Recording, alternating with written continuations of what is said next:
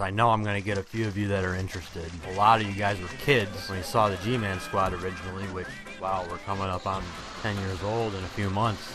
It's funny how, in my opinion, at Gman squad's absolute worst, which would be, in my opinion, the HERDABERD scene, it was still seen as something creative when it looks like nothing at all. You watch it, and 1 minute later you're like, what did I just watch? You know, the whole joke, I guess, was to go from machinima to live action, right? But I got a backstory for you. What gave me the idea to do something so stupid with Stev and Thaddeus T. Taint and I?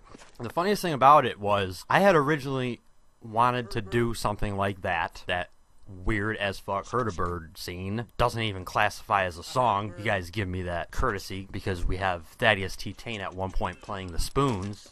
So many of you here probably are aware of Lit Fuse Films and Zachariah Scott and all those other guys back in our day.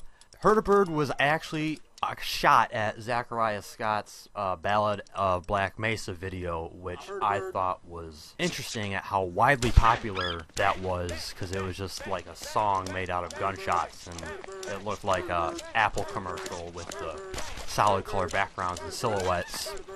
So believe it or not, there is significance behind the HERDABERD moment in your favorite Gman Squad Machinima series that's 9-10 years old almost now. Boris and I made a habit of trolling the fuck out of Zachariah Scott and all his videos, right? You know, it was funny because Steinman, for one, thought it was funny too, but Zachariah, of course, didn't at all. I got no words for just about everything you see in that whole bit. It's funny how the one joke, which is there's a random guy who drives by in a car with his window down and he's watching us like he's really weirded out by whatever we're doing, right? That's Stev's dad.